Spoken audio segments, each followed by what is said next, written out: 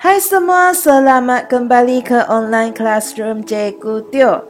Dalam video ini kita akan tengok pengelasan haiwan.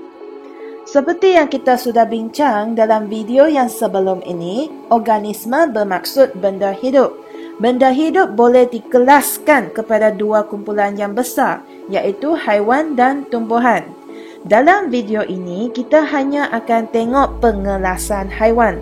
Maksudnya, haiwan boleh dikelaskan lagi.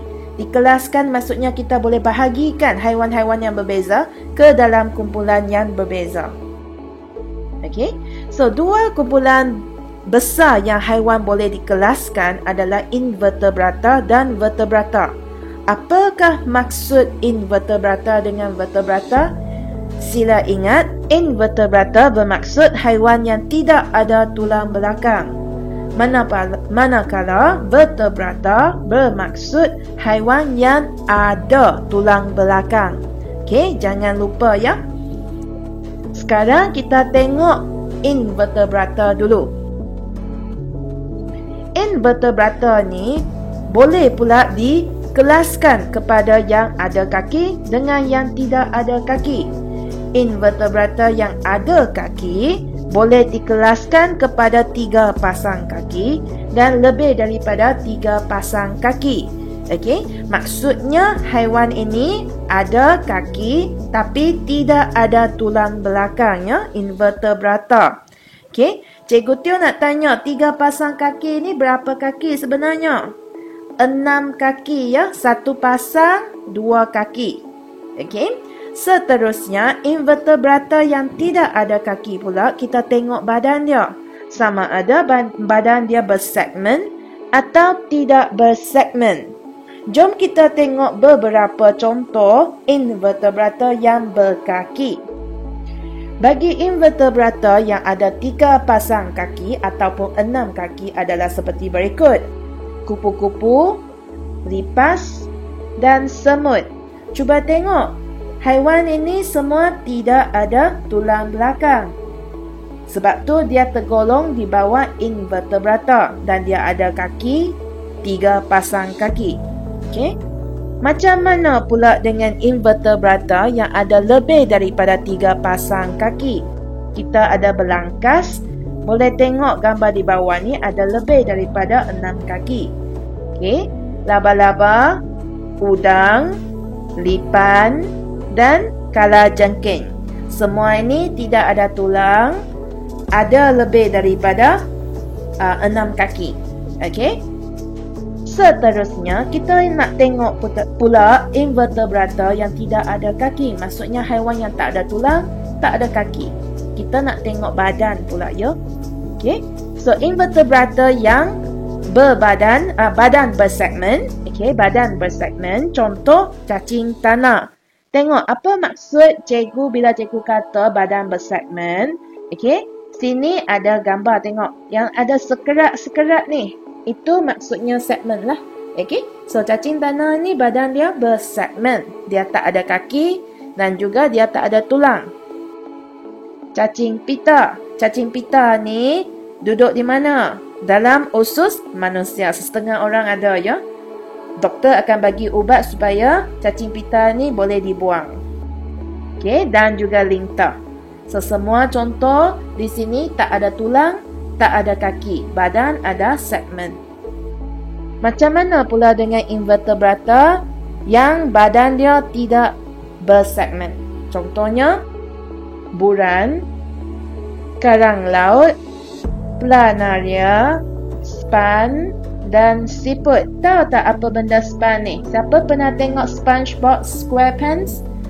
SpongeBob lah tu. Okey. So, haiwan-haiwan yang ditunjukkan dekat skrin di sini tidak ada tulang, tidak ada kaki dan badan dia tak ada segmen. Okey. Kita dah habis tengok invertebrata. Macam mana pula dengan vertebrata? Jom kita tengok kumpulan yang ada di bawah vertebrata. Vertebrata ni boleh dikumpulkan kepada 5 kumpulan, iaitu ikan, amfibia, reptilia, burung dan juga mamalia. Sebelum kita tengok satu-satu, ada beberapa istilah yang sangat penting yang Cikgu Teo nak awak semua faham dulu. Yang pertama sekali, poikiloterma. Boleh sebut tak? Poikiloterma. Apa maksud poikiloterma? Maksudnya haiwan jenis ini berdarah sejuk. Apa maksud pula darah sejuk? Kalau sentuh darah dia rasa sejuk ke? Bukan. Berdarah sejuk bermaksud suhu badan dia akan berubah-ubah. Dia ikut suhu persekitarannya. Kalau panas, suhu badan akan meningkat. Kalau suhu persekitaran dia sejuk, suhu badan dia akan turun. Okey? Itu poikiloterma ataupun berdarah sejuk. Kalau homoioterma, okey, bermaksud dia berdarah panas. Okey, bukan maksud darah dia panas ya. Ini bermaksud suhu badan dia tetap. Tak kisah suhu persekitaran dia macam mana, cuaca macam mana. Suhu badan dia tetap, tak akan berubah. Itu homoioterma ataupun berdarah panas. Okey? Dua perkataan lagi yang penting, persenyawaan dalam dan persenyawaan luar. Ini sebenarnya awak sudah belajar di tingkatan 1. Okey, kita ulang kaji balik ya. Kalau persenyawaan dalam, nukleus jantan dan betina bercantum dalam badan induk betina. Maksudnya daddy dengan mami kena bersama untuk hasilkan anak. Okey. Manakala persenyawaan luar haiwan jenis ini, nukleus gamet jantan bercantum dengan nukleus gamet betina di luar badan induk betina. Maksudnya daddy tak cari mami. Okey. So ini perbezaan persenyawaan dalam dan luar. Sekarang kita dah faham 4 istilah tu. Jom kita tengok satu-satu. Pertama sekali, vertebrata, ikan. Maksudnya haiwan jenis vertebrata ada tulangnya dalam kumpulan ikan. Pertama sekali dia poikiloterma, iaitu berdarah sejuk. Badan dia kalau awak tengok, dia ada sisik keras dan berlendir. Mempunyai sirip dan ekor. Dan dia bernafas melalui insang. Okey, ikan juga bertelur dan melakukan persenyawaan luar. Okey. Apakah contoh ikan? Kita ada ikan kerapu, belut dan ikan badut. Okey. Seterusnya kita tengok kumpulan kedua, amfibia. Amfibia seperti ikan adalah poikiloterma juga, iaitu berdarah sejuk. Dia suhu badan dia akan berubah mengikut suhu persekitaran dia. Okey. Dan yang special sikit dengan amfibia ni, dia boleh hidup di darat dan juga di dalam air. Dan badan dia ada kulit yang lembap. Dan anak amfibia bernafas melalui insang. Okey, ini yang keistimewaan amfibia sahaja ya. Anak dia bernafas melalui insang. Okey, contohnya berudu. Dia macam ikan. Dia ada insang. Okey, tapi bila dia sudah dewasa, dia tukar pula. Dia akan bernafas dengan peparu dan kulit yang lembap. Contohnya berudu ni, okey, bila dia jadi dewasa, dia jadi apa? Dia jadi katak. Okey, katak ni dia bernafas dengan peparu dan juga kulit yang lembap.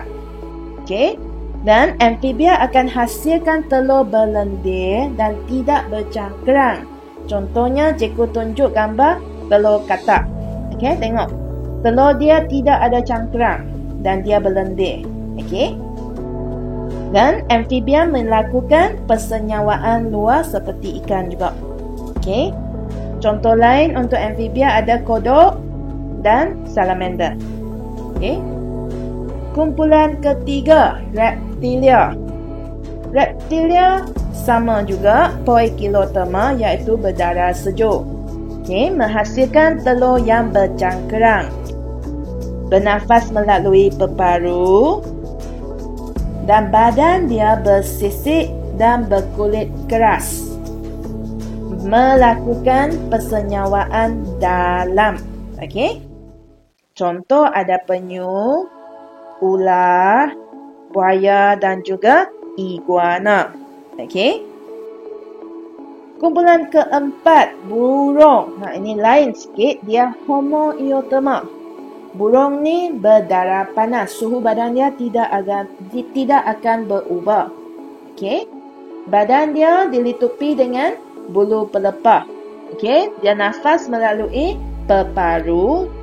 Burung mempunyai sayap atau kepak. Okey, mempunyai sepasang kaki yang bersisik, melakukan persenyawaan dalam dan telur dia bercangkerang keras.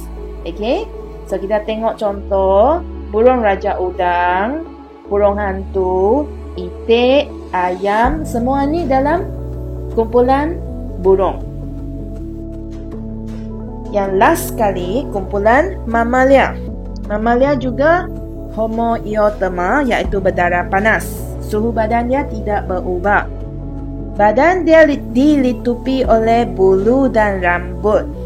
Okey, bernafas melalui peparu, melakukan persenyawaan dalam, dan keistimewaan mamalia ialah dia melahirkan dan menyusukan anak. Okey, ini keistimewaan mamalia. Contoh mamalia ada zirafah, kelawar, singa dan gajah. Okey. So cikgu sudah habis bincang vertebrata dengan invertebrata. Vertebrata ni ada 5 kumpulan. Ikan, amfibia, reptilia, burung dengan mamalia. Ingat lagi tak siapa yang Homoeotoma? Kumpulan mana Homoeotoma? Boleh ingat? Okey, kita ulang kaji balik. Burung dan mamalia. 2 kumpulan sahaja yang berdarah panas. Okey. Macam mana pula dengan Poikilotoma? Yang berdarah sejuk, kita ada ikan, amfibia dan reptilia. Okey. 4 istilah yang penting tu, 2 lagi apa dia? Persenyawaan dalam. So, siapa ataupun kumpulan mana yang melakukan persenyawaan dalam? Kita ada 3 kumpulan. Reptilia, burung dan mamalia. Persenyawaan luar pula ada 2 kumpulan sahaja, iaitu ikan dan amfibia. Okey. Macam mana pula dengan ikan lumba-lumba? Ikan lumba-lumba ini ada tulang. So dia vertebrata. So antara 5 kumpulan vertebrata ni, ikan lumba-lumba tergolong dalam kumpulan mana? Walaupun nama dia ada ikan lumba-lumba ialah mamalia. Sebab dolphin ataupun ikan lumba-lumba boleh melahirkan anak. Macam mana pula dengan ikan paus? Okey, sama juga. Walaupun nama ada ikan paus merupakan mamalia. Bukan ikan, ya. Satu lagi contoh. Ikan jerung. Ikan jerung dalam mamalia juga ke? Tak. Walaupun ikan jerung besar, seperti nama dia cadang, dia memang ikan, ya. Ikan jerung ialah ikan. So antara 3 ni, ikan lumba-lumba ialah mamalia, ikan paus mamalia, tetapi ikan jerung ialah ikan. So itu sahaja daripada Cikgu Teo dalam video ini. Kita akan jumpa lagi dalam video yang seterusnya, ya. Okey, bye.